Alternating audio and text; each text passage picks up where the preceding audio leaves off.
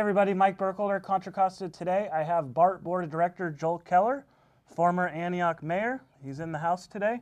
How are you doing? I'm doing great, Mike. Thanks for asking me. Good. So I wanted to have Joel on because I've seen him around at different events. We've never really sat down and had an in-depth conversation, and I want to talk BART and kind of just let him showcase what's actually going on. I know a lot of media is putting out some negative things and kind of want to clear the air. And so what's going on with BART? What are some cool things? So Mike, thanks for the opportunity. Let me first talk about the BART to Antioch extension, because I think that's what your viewers are probably most interested in. We're on schedule for a May opening. We'll be able to announce a date in the next couple of months. Things are going very well. One of the frustrations for a lot of people is they see these trains running up and down in the median and wonder why they can't get on them today. The contract is not quite complete. There are still punch list items that have to be finished off before we accept the total project. And there's a training period. The employees, the train operators have a 12-week training period, and each and every one of those cars has to be certified as safe by the Public Utilities Commission. So while it's frustrating, this time period is important to ensure that when we do open, we have safe, reliable transportation from Antioch to the transfer station just outside of Pittsburg Bay Point Station. And I think what you said there was really interesting with a 12-week training period, because the worst thing in the world, you open the station, something happens, now it's shut down again, and people are even more mad. So, which kind of brings up the other part. You guys just brought in new carts, and what's going on with that? Because I know the media is kind of putting out some, I don't want to say misinformation, but they're definitely hyping it up as a big negative, which, I mean, it is, but it's not, it's expected, correct? Right, and the cars that are been ordered for the BART system, we have an order of 775 cars. We currently have a 10-car train that's been certified for revenue service by the Public Utilities Commission, and this is the precursor to the order of the remainder of the 765 cars. Now, without question, when these cars don't function, they're embarrassing for myself, the board, the district, and our employees. But if we're going to have mishaps, mishaps is really not the right word. If we're going to have parts of the train that don't function, we would rather have that occur now before we receive the additional 765 trains. So whatever we identify as not functioning adequately in this difficult revenue environment, we can have fixed at the factory before these new cars are delivered. This is incredibly important because once the cars are delivered, the warranty period starts, and we want to be sure as many as flaws as possible are identified before the warranty expires. So while it is embarrassing, there's no question about it, it would be great to get these 10 cars and have absolutely nothing go wrong with them. It's not unexpected that there will be some things that are identified that need to be modified, need to be corrected, and that's a good thing. Because they can be done at the factory before the cars are delivered to us and the warranty begins. And just where are the cars being made? So the cars are being assembled in Plattsburgh, New York, and trucked across the country. Interestingly enough, my wife's family is in Pittsburgh, and we were on Highway 80 going to Sharon, Pennsylvania last year, and we saw a BART car on a flatbed truck coming out to Hayward, California. So I didn't get my camera out fast enough, and in rural areas the off ramps are a distance apart. Yep. So we couldn't get off and turn around, but I would have loved to get a picture of that car coming out to California. So you've been at this a long time. You were elected mayor of Antioch in 1984. That's right. Re-elected 2 additional times? That's correct. And so you kind of know what's going on in Antioch. You were then elected to the BART board in 94? That's correct. Oh, got it right. So having all this experience and being with on the BART board for almost 20 years, what's it like to finally get a BART station out here? Granted, it's not a traditional BART station, it's eBART, just getting something out here, is that a huge win? That's a huge win for the city, for the district, for the region. This was a difficult process. We started a number of years ago. The general manager, then Tom Margo, and I introduced this idea in 2001. We had a very lengthy community process, and because we knew there needed to be local input, we established an eBART Policy Advisory Committee, which was comprised of elected officials from Pittsburg, Antioch, Brentwood, and Oakley, and the county and BART. We went through a very, very lengthy process looking at all of the alternatives, and at the end of the decision-making process, there was a unanimous decision from this eBART Policy Advisory Committee. It wasn't a unilateral decision by BART. It was a collaborative decision with locally elected officials. The unanimous decision was to support eBART to Antioch, and because of that decision, we were able to round up the necessary funds, and this $524 million project will be open to revenue service in May. And that's a 60% savings, about? About 60% savings, which was a large part of the decision making. We had a couple of things that were really important. The Contra Costa Transportation Authority was beginning the improvement to Highway 4, so if we didn't have a project, there would be no median that would be reserved for rail in the future. So we had to meet that deadline, which was a good deadline because it made people make a decision. And we had to come to a conclusion about how we would fund this project, whatever the final alternative that was selected. So cost certainly played into it. The difference between what's out there, this $524 million project, and Classic BART was about $750 million. And none of us, including me, saw where that money might come from in the short term. We could have gone with Classic BART. We could have waited out the financing on a regional basis, but that would have been very risky. We certainly wouldn't have that out there right now. An example is the City of Livermore is now going through an EIR, Environmental Impact Report process, for a 5-mile extension to Isabel. They're looking at the various alternatives, including a DMU, light rail, a bus rapid transit, and Classic BART. And the Classic BART is about $1.6 billion for a 5-mile extension. And if that's the alternative that's ultimately selected, and we'll make that decision later this year, under the best circumstances, they'll be in revenue service in 2026. And I can tell you my experience at BART, those time schedules often slip because of financing, environmental factors, and just construction constraints. So at the best case scenario, we would have been another decade or so away from having any rail out here. Can you clarify for the audience kind of what the process is with eBART going to Pittsburg, kind of the time between Antioch to Pittsburg, what it's going to be like, and then the transfer of trains? Sure. So it's a 10.5 minute trip from Antioch Station to the transfer station outside of Pittsburg Bay Point. The incremental cost of going from Antioch to the transfer station is 80 cents. So you'll pay the 80 cents on top of whatever the remainder of your trip is. That's based on our distance-based fare policy, which prices trips depending on how long it is.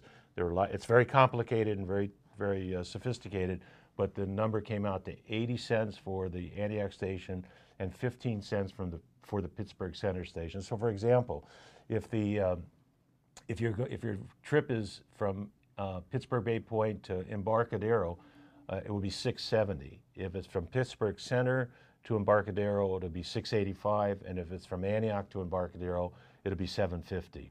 Which is cheaper than the bridge. Which is much cheaper than the bridge, and those of us who use public transportation on a regular basis will be on a train going past congestion around Loveridge Road into Pittsburgh. So I think it, for me and a lot of people who are looking forward to this extension, this is a fair cost. Again, nobody likes to pay more for anything, but if you get a return on that, I think people are more accepting. So once you get on the train in Antioch, you'll make a stop at Pittsburg Center, then you'll pull into the transfer station in, it's about 3,000 feet east of Pittsburg Bay Point. Waiting for you will be a BART train. The eBART doors will open, you'll walk across this 27-foot platform, you'll enter the train, guaranteed a seat, nobody's going to be on the train, so you're guaranteed a seat on our train, and then that train will make its first stop at Pittsburg Bay Point and go into the whatever trip you're embarking on. So I would urge people to go onto the BART website, go under projects. There's an East Contra Costa County extension project, and there's an animation of the transfer station on that site. It shows exactly what the process is, how the eBART train will pull into the station, open the doors, and walk across. That transfer platform is not intended for people to spend a lot of time on. Sure. So if there isn't a BART car there, they won't open the doors. The good news is the systems can talk to each other. We know how long it takes to get to the station, so we should be able to coordinate that pretty well. 100% of the time, nothing works 100% of the time. But we don't want people on the platform lingering, and there's no way to get there except on BART or eBART. So once you get on at Antioch and you've done your Clipper card thing, you're not going to Pittsburgh and doing the Clipper card. It's kind of, you're already in the system. You're already in the system. Once you run your Clipper card at Antioch, you make your transfer at the transfer station. If you go to Fremont or Richmond or San Francisco or Millbrae or the airport, when you get off, the fare machine in that location will read your card, know you entered in Antioch, and charge the appropriate fare here. Got it. So you said something interesting. When the eBART was decided on, Highway 4 was being planned, the expansion. If there was no medians reserved for you guys, could that have just killed it altogether? The engineers are great. They can engineer about, give them enough money, enough time, they can engineer around about any, Sure. But it would have certainly add substantially to the cost. One of the reasons that the Livermore extension is going to be so expensive is in the 580 corridor, they put in those express lanes. Yep. So there's no median currently for any rail extension. So the freeway is going to have to be modified to move over the express lanes so that we create a median. That's going to add substantially to the cost, which is why that 5-mile extension is about $300 million a mile. So is that similar to what could potentially happen in the future with Hillcrest to Sand Creek? No, fortunately, our partners at CCTA and the Eastern Contra Costa Fee and Finance Authority, when they purchased the right-of-way for the BART extension, they included a 250-foot right-of-way from Hillcrest out to Balfour. So that right-of-way exists, and we could extend eBART to Brentwood or beyond, depending on politics, money, and community support. So what does that say about good planning? Well, I like to say it. A lot of people had vision for the future. We were very active in trying to influence those decisions. We think we have a good corridor out here that ultimately will be able to be expanded. And the best bargain in the Bay Area is a 5-mile extension of eBART to Sand Creek. It's under $300 million. I know that's a lot of money for a lot of people, but you couldn't build that rail extension anywhere else in the Bay Area for that amount of money. And that planning dated all the way back to 2001? Well, 2001 was when we started talking about the extension, and the local officials through what's called Transplan, which is an advisory committee to Contra Costa Transportation Authority and its Fee and Finance Authority. We all had conversations, and so there's a lot of elected officials who have served on those groups over the years, and it was their judgment and wisdom that allowed us to have this incredible planning environment that we have today. Do you want to read? So one of the other things with the Sand Creek project is you guys just approved a bridge in the area. Can you kind of share a little bit about that? Because I know information went out, but it's not really understood what it is and what it'll provide. Sure, Mike. Thanks for the opportunity to talk about that. That's an exciting part of what we're doing these days. So after BART adopted the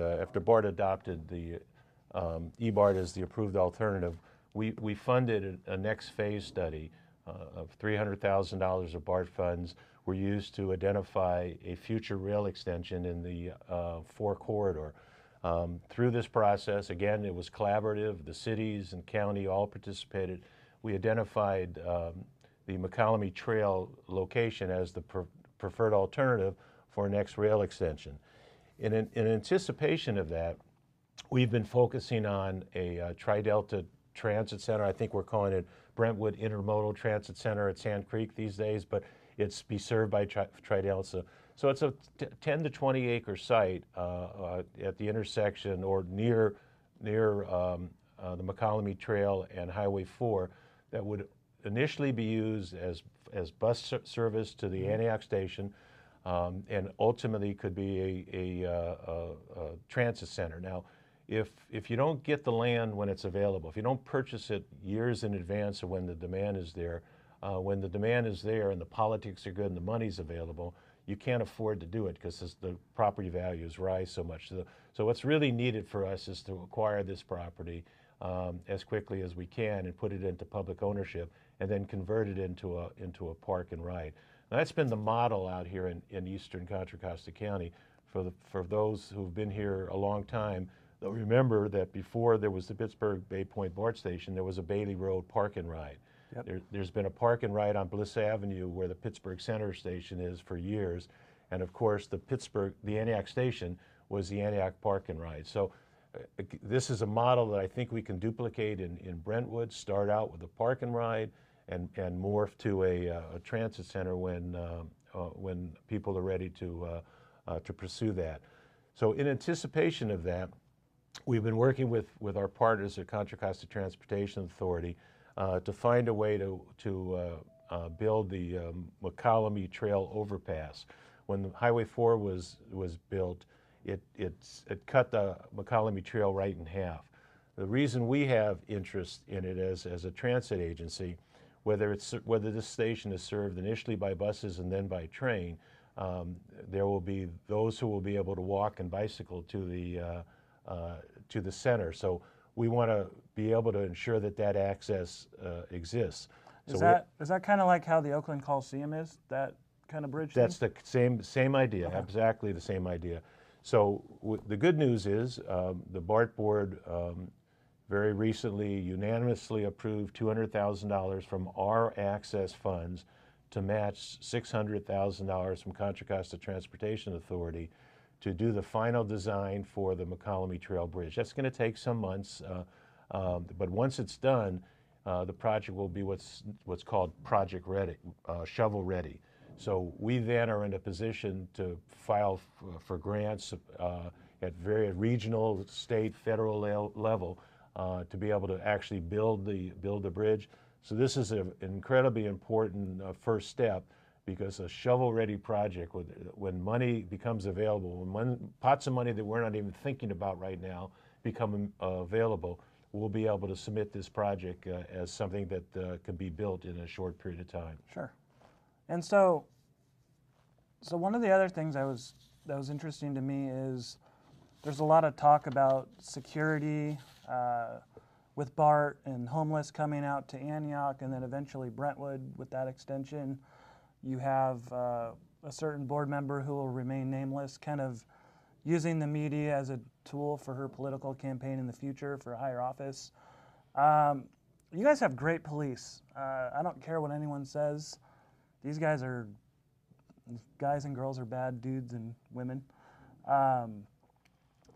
What's kind of the plan or outline with BART coming out here? What kind of your guys' police department's good to do, and how do you handle that? Good. I think it's important. There's a lot of interest in that. So in last year's budget, we were able to get an additional beat identified for eastern Contra Costa County. So it'll be a beat that'll be specifically from Orinda out to Antioch. We won't have to split the services of the police department. Like many police departments, BART is understaffed. We have a new chief, and he is aggressively trying to fill the ranks of the department. So that's step number one. We have to fully staff the police department. And if you've seen any of our BART cars recently, they're wrapped with messages about BART is hiring police officers. So we're doing all we can to get the message out, and hopefully if there's anyone in your listening audience that's interested in a career in law enforcement, you ought to consider BART. The wages and benefits are a pretty good package, and it's just a good agency to work for. We have an incredibly good chief of police. So it's I'm not trying to undermine the local chiefs who also are recruiting. They're your partners. Yeah, they are definitely our partners, and we just want to be sure people are aware of that opportunity.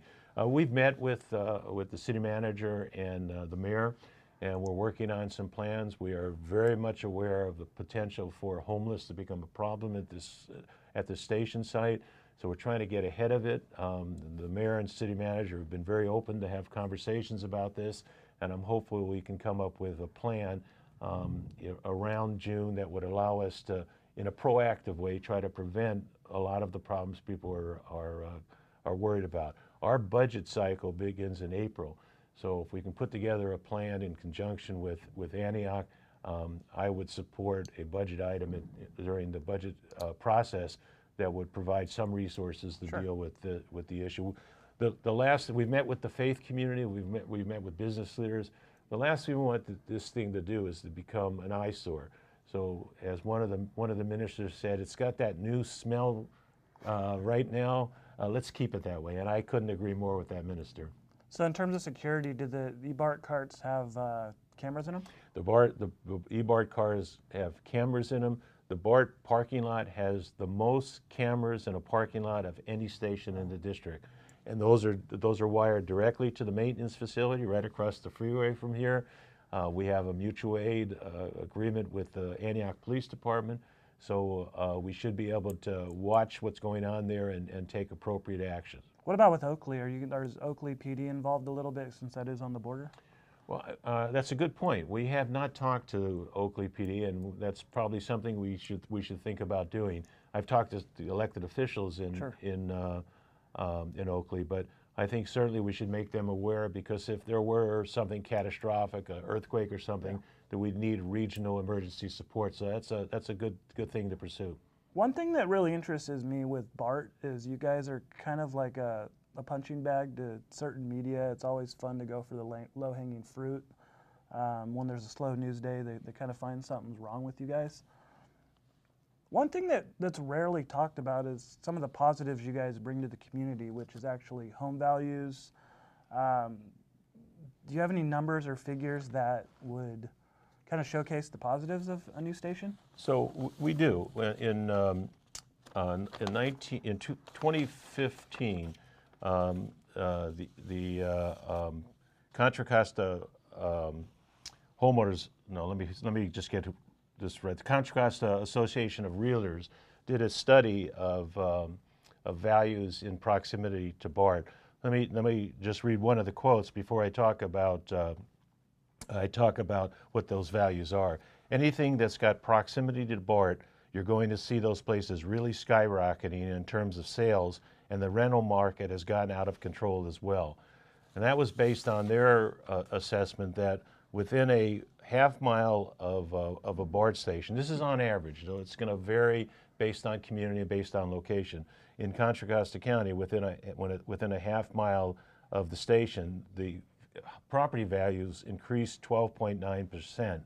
What that means for a single family home is on average, about $51,000, and for a condominium, about $61,000. And as you go further away from a half mile to a mile, it's a 10% increment. Mile to 2 miles is 6.4, and 3 miles to 2 miles to 5 miles is 3%. So if this pattern holds true, and we'll just have to wait and see what the marketplace is, but if this pattern holds true, not only will this be a transportation benefit for people here in Antioch, it will also increase their property values. Which in turn, with the property tax, gives more money to the cities. They could do more things for the community. So it's kind of a nice circle of life type of thing? That's right. That's absolutely right. the city's lifeline are property taxes and sales taxes, and as those increase, their ability to do more with police services and parks and recreation and streets and just general appearance of a community, those are resources that every city council needs in order to make a difference in the quality of life in their community. Yeah, and then I know we're going to wrap this up here shortly, but I want to kind of jump around your guys' communications at BART. I think you guys do a fabulous job. I do wish you had more East County information. Sorry, Alicia. She's great, though. You guys have a great system that gives alerts on delays. You know, every time there's a 10-minute delay, an email goes out. Really proactive on Twitter. Can you talk about how important it is for your agency that made that investment towards communications? Right. I think our writers are very tech savvy, perhaps more than the general population, certainly as equal to the general population. So in order to communicate directly with them, we've had to invest in the modern technology. They're younger, they're smarter, they have a lot of tech jobs.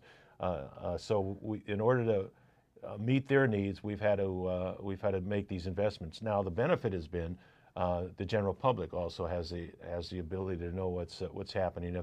If there's a BART train delay, a major BART train delay in one of our corridors, you can expect there's going to be fallout from that. So it helps a lot of people. We have an app for reporting criminal activity on our trains, which people use frequently. They can it's BART alerts. You email direct or text directly to the department, tell them what train you're on, what the problem is, and we will dispatch resources if they're available to meet the train and try to deal with that. So we try in every way we can to support our riders. Look, if we don't have a good customer experience, ridership's going to go down. And as we talked about property tax being important to cities, fare box recovery is important to BART. Yep. We have one of the highest in the nations, about 70+%. And if the number of riders goes down, it affects the entire operations, because that represents a lot of money that we can reinvest into the system. And we're not perfect. We're like any agency anywhere, but we try to be responsive to people's concerns. We try to make the investments in areas where we know we're falling short, and we try to be sure that we remain a world-class transportation agency. And I think we are. One of the things that I often hear about are the employees. I can tell you that we have the janitor. The janitor, and that was regrettable. But we have employees, unsung heroes, who work in our shops, who keep these 429 rail cars that are now 40+ years open. Just think if you had a car in your garage that was 40 years old, had the doors open hundreds of millions of times, it traveled millions of miles, it carried millions of passengers, and every morning it has to be ready to go, or you can't service the riders. So our workers in our shops, they work all night. They deliver the necessary cars every morning to make sure that we have enough equipment to provide service to 420,000+ trips a day. So they don't get enough credit. They get a lot of criticism. But these are hardworking men and women who do a yeoman job to make sure that the transportation in the Bay Area serves everyone who relies on BART and public transportation. And so you said a few things there, interestingly, about the cost recovery and maintaining the system. I know people don't like rate increases, they don't like paying additional for parking, but you sometimes have to do that to offset the cost because you have to maintain the infrastructure. What is the biggest issues right now with infrastructure you guys are facing, just maintaining? So we have, the board has set a top 3 priority in order to rebuild the system. That's the 775 rail cars, which we have a full funding plan for. We just raised rates on January 1st, and as you said, nobody likes paying more, including me and probably you. But all the money from that, what's called a biannual rate increase, is dedicated to a fund that goes into capital reinvestment. So in order to pay for those 775 rail cars, BART has to come up with 25% of the cost, and the Metropolitan Transportation Commission will come up with the other 75%. So that biannual fare increase goes into that fund, which allows us to pay for those 775 cars. So that's one of the big three. The second of the big three is the expansion of the Hayward Maintenance Facility. If you are expecting to have 775 new cars, there's just no way you can maintain them in the current infrastructure. So we're in the process of dramatically expanding the Hayward facility to accommodate the new cars as they arrive. At some point, we're going to have the 400 plus old cars and the 700 plus new cars. The system was never designed to accommodate that number of cars. So the Hayward Maintenance Facility is mostly financed, and we'll continue to work on making that fully funded. The third and perhaps biggest component, which is not very glamorous, is our train control, which is now 40 plus years old. We're going to completely rebuild it, go to a radio transmission type of train control. It will allow us to reduce the headway, which is the distance between which cars can travel closely together, from the current 15-minute restriction to 12 minutes. Doesn't seem like a lot. Over the course of a day. That gives us a 25% more throughput through the Transbay tube, which is our big choke point. Every train in the system ultimately goes through that Transbay tube. If we can increase that capacity by 25%, we've made huge strides. That's about $1 billion investment. We've identified a substantial amount of money for that. We're doing the design right now. We won't know the final cost until we bid it, and then we'll have to round up the rest of the dough. The other component that's coming up, and again, none of us like taxes or fee increases, this Regional Measure 3, which is increasing the bridge tolls. In that expenditure plan, our finances for 306 new cars, which will give us a total of 1,081. If that passes, that will allow us to run 10-car trains on every run, every day throughout the system, which increases our capacity dramatically. You throw in the reduction in the headway, we'll be able to accommodate what we think is 500,000 trips in the next decade. So we're planning for growth and planning for that. The other thing that's in RM3 that I think is important to Eastern Contra Costa County voters is $15 million for the Intermodal Transit Center in Brentwood.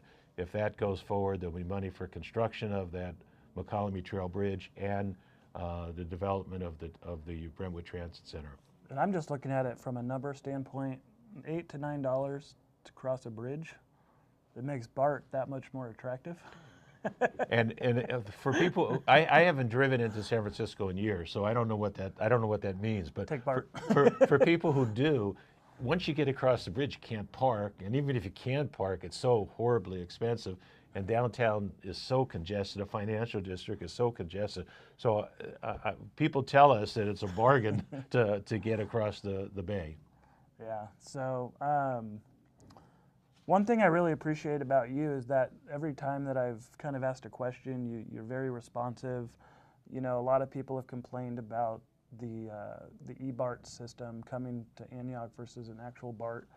One thing I think that's different about you is you've always said, well, if you got a problem, come on down, let's talk about it. Where does that come from? I don't know. Maybe my parents. I don't know.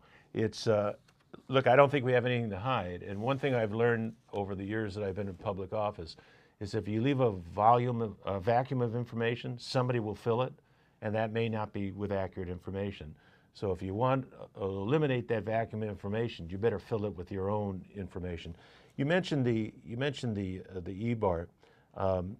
When we did the final EIR, we did a section. It's called the master responses to the main questions, and those questions: why is BART pursuing a DMU train? Why not conventional BART? I have that document, and I'm happy to leave a copy with you. I'm happy to leave my email address or cell phone number. And anybody who would like to review this document, I'm happy to provide them with the document. It goes over all the reasons why this advisory committee came to the conclusion that doing something now and providing this transit relief was better than risking doing nothing and trying to search for a bunch of money. So, you know, and one of the reasons I'm open is because I think the facts justify what the decisions we've made. I just need to be sure that people, if they look at the facts and they come to a different conclusion, I understand that. I fully respect that. But you can't make up facts. You're entitled to your own opinion, but the facts are the facts. And if you evaluate the facts and you come to a different conclusion, again, I respect that. I've dealt with that my whole life. The eBART Advisory Committee came to one conclusion, the BART Board came to the same conclusion, and I was part of that process, and I think it was the right decision. Yeah, we'll throw your email on in the video up there so people could contact you. Can anyone take a tour of the facility, or does it have to be scheduled out? It has to be scheduled, and if there are groups that are interested, we've done a lot of that, and we're happy to do that. The opening day is approaching. It's not as long from now as possible. I expect that we'll do a ribbon cutting, and on that day we'll provide free rides for people to the transfer station, and then begin revenue service. I'm looking for a date that I'd like to leave with you. Here it is. A date that I like to leave with. I think we've announced. Perhaps not everyone has gotten the word. We've announced that this is going to be a Clipper access station. So because we're going from the paper tickets to the Clipper tickets, I just want to be sure people know that on February 13th, between 4 and 7 at the Pittsburg Bay Point Station, we will be handing out free Clipper cards in anticipation of the opening out here. We don't want people to have to be forced to buy a Clipper card because we're making a policy change. Sure. So again, let me repeat that for your guests if I can. We'll throw it in the video too. So it's February 13th, 4 to 7. There'll be a booth at the Pittsburg Bay Point Station, and there'll be lots of information that'll be out there about our new youth discount. But one of the things they'll be doing is giving away free Clipper cars in anticipation of the May opening of the Antioch BART Station. So finally, what I think is interesting is there's a lot of debate and chatter, like why doesn't BART go from Antioch to Brentwood to Livermore and create a giant loop? Is there even a possibility of that, and could it happen? Well, I wouldn't want to say it's going to happen imminently, but these extensions are based on a lot of considerations, not the least of which are community support, finances, and technology. We certainly have put in place the potential for this BART to Antioch extension to continue to Brentwood and to continue there to locations in Livermore, perhaps out to Tracy. The original design of eBART was to purchase the old McCocal line and run rail from Pittsburg Bay Point to Tracy. So there are lots of options out there. We're not currently in discussions with any of the communities affected, and I certainly would not support any rail extension unless we had community support. We're not in the business of coming into town and saying, take it or leave it. We need community partners. As you've all witnessed, even with community support, there are people who oppose things. So in order to be successful, we have to be sure that there's community support. Is it going to happen in the short term? Probably not, but it's certainly an option that would be out there when the demand exists. It makes sense to just go in a giant circle too. I mean, it gets the people around, it clears up Vasco a little bit, which was never designed for commuting. So, at least it's not dead. That's a good answer, everyone. Yeah. It's not dead. It would be one of those far-reaching projects that we'd have to give a lot of thought to. Sure. So, well, I want to thank you so much for taking your time this morning to come on and talk BART. I know that you guys are the victims of a lot of public backlash, media, attention. So I just want to thank you for coming on, being transparent, and answering some questions in your own words versus, the written word, which sometimes isn't the full quote. So I appreciate your honesty and putting out the information. So thank you so much. Well, thank you for the opportunity. I appreciate it. Again, this is Mike Berkler, Contra Costa Today. Please like, subscribe, leave comments, ask questions about BART, and we'll talk to you soon. Take care.